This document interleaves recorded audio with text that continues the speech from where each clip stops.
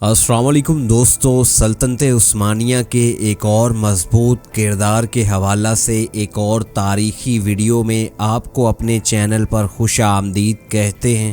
کیا آپ جانتے ہیں کہ سلطنت عثمانیہ کی بنیادوں میں صرف تلواریں نہیں بلکہ ایک بیٹی کی خاموش تربیت بھی شامل تھی؟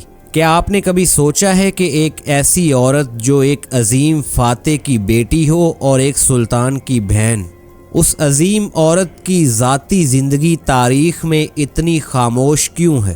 اور کیا یہ ممکن ہے کہ عثمانی سلطنت کی مضبوطی کے پیچھے جنگ کے شور سے دور ایک خاتون کی دعائیں اور فیصلے اور صبر شامل تھا؟ آج کی اس مختصر ویڈیو میں ہم بات کریں گے عثمان غازی کی بیٹی اور سلطان اورحان غازی کی بہن فاطمہ خاتون کے بارے میں۔ عثمانی تاریخ کا ایک ایسا کردار جسے تاریخ میں بہت ہی خاموشی سے یاد رکھا جاتا ہے۔ فاطمہ خاتون نے اپنے والد عثمان بے اور اپنے بھائی اورحان بے کے لیے کون سی بڑی قربانیاں دی تھی؟ فاطمہ خاتون کا بچپن اور جوانی اور آخری ایام کب اور کیسے گزرے تھے؟ فاطمہ خاتون کی شادی کس سے ہوئی اور فاطمہ خاتون کے بچے سلطنت عثمانیہ میں کن عہدوں پر فائز تھے؟ اور ویڈیو کے آخر میں آپ کو یہ بھی بتائیں گے کہ فاطمہ خاتون کی بڑی خواہش اور ضد کے باوجود انہوں نے کبھی زندگی میں کسی جنگ میں شرکت کیوں نہیں کی۔ دوستو، ان سب اہم سوالات کی تفصیل جاننے کے لیے ویڈیو کو آخر تک لازمی دیکھنے کے ساتھ ساتھ ہمارے چینل کو سبسکرائب کر دیں۔ فاطمہ خاتون کی پیدائش اس زمانے میں ہوئی جب عثمان غازی ابھی ایک ابھرتے ہوئے قبیلے کے سردار تھے۔ یہ وہ دور تھا جب نہ محل تھے، نہ تاج اور نہ شاہی پروٹوکول دیکھنے کو ملتا تھا، بلکہ خیمے تھے، ہجرت تھی، جدوجہد تھی اور مسلسل خطرات ہوتے تھے۔ فاطمہ خاتون نے بچپن ہی سے ایک ایسا ماحول دیکھا جہاں زندگی آسان نہیں تھی۔ بچپن میں ہی فاطمہ خاتون کو وہی تربیت ملی جو عثمان غازی اپنے تمام بچوں کو دیتے تھے۔ سادگی، بہادری، صبر، دینداری اور خودداری کے اہم سبق عثمان بے کے ذریعے فاطمہ خاتون کو ملے تھے۔ اگرچہ فاطمہ خاتون میدان جنگ میں تلوار نہیں اٹھاتی تھی، مگر گھریلو نظم، فیصلوں کی سمجھ اور حالات کو پرکھنے کی صلاحیت رکھتی تھی۔ عثمان غازی کے گھر کی بیٹیاں محض گھر تک محدود نہیں تھی، انہیں قبیلے کے حالات، سرداروں کے تعلقات اور ریاست کے مسائل کا شعور دیا جاتا تھا۔ فاطمہ خاتون بھی انہی مجالس میں پلی بڑی جہاں جنگی حکمت عملی، انصاف اور اتحاد پر بات ہوتی تھی۔ فاطمہ خاتون کی تیر اندازی اور گھڑ سواری کی صلاحیتوں کو کسی بھی صورت نظر انداز نہیں کیا جا سکتا۔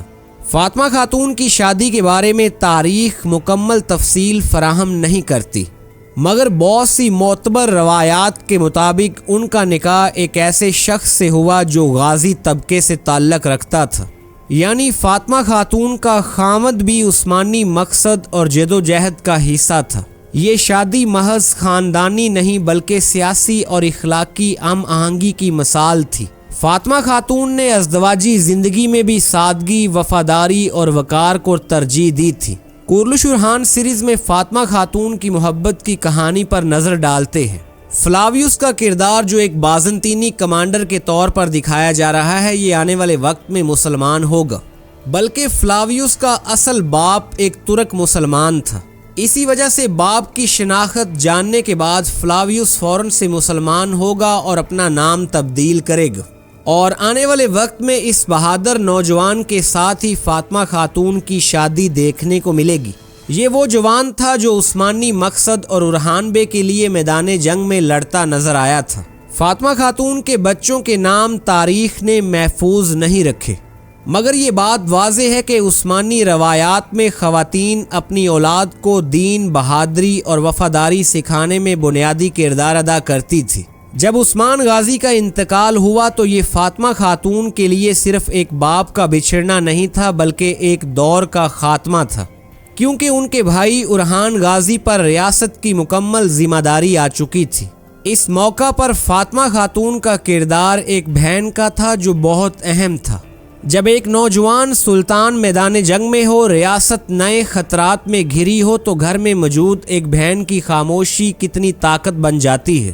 برسا کی فتح، ریاست کا پھیلاؤ، عثمانیوں کا ایک قبیلے سے ریاست بننا یہ صرف تلوار کا نتیجہ نہیں تھا، یہ فاطمہ خاتون اور شہزادہ علاؤالدین علی بے کی اورحان بے کے لیے حمایت کے بغیر سب ناممکن تھا۔ فاطمہ خاتون کی زندگی کا سب سے بڑا وصف یہ تھا کہ انہوں نے کبھی خود کو نمایاں نہیں کیا، بلکہ ریاست کی بہتری کے لیے انہوں نے بہت اہم فیصلے بھی کیے تھے۔ نہ کبھی انہوں نے تاریخ لکھوانے کی کوشش کی اور نہ ہی کبھی فاطمہ خاتون نے اقتدار میں اپنے بچوں کے لیے حصہ مانگا تھا۔ ہم اکثر دیکھتے ہیں کہ فاطمہ خاتون کا کردار بہت خاموش دکھایا جاتا ہے۔ اس خاموشی کی وجہ سے تاریخ نے ان کے نام پر زیادہ روشنی نہیں ڈالی، مگر عثمانی گھرانے کی مضبوطی میں اس کردار کا بہت ہی اہم رول تھا۔ آخری عمر میں فاطمہ خاتون ایک ایسی خاتون کے طور پر جانی جاتی تھی جنہیں خاندان میں عزت، اعتماد اور وقار حاصل تھا۔ فاطمہ خاتون ہمیشہ فلاح کے کاموں میں پیش نظر آتی تھی۔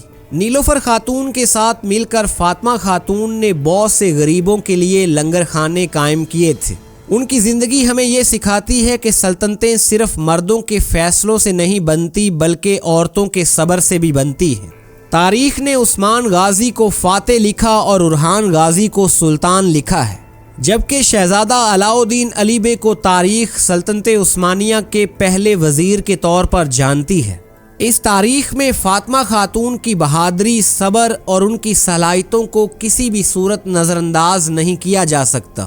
اگر فاطمہ خاتون جیسی مضبوط بیٹی بہن نہ ہوتی تو شاید سلطنت اتنی مضبوط نہ بنتی۔ سلطنت عثمانیہ کی جڑوں کو مضبوط کرنے میں ان بہادر عورتوں کی قربانیوں کا بہت اہم کردار تھا۔ دوستو، آپ کو فاطمہ خاتون کا کردار کیسا لگتا ہے؟ آپ اس کردار کو 10 میں سے کتنے نمبر دیں گے؟ کامنٹ باکس میں ضرور بتائیے گا۔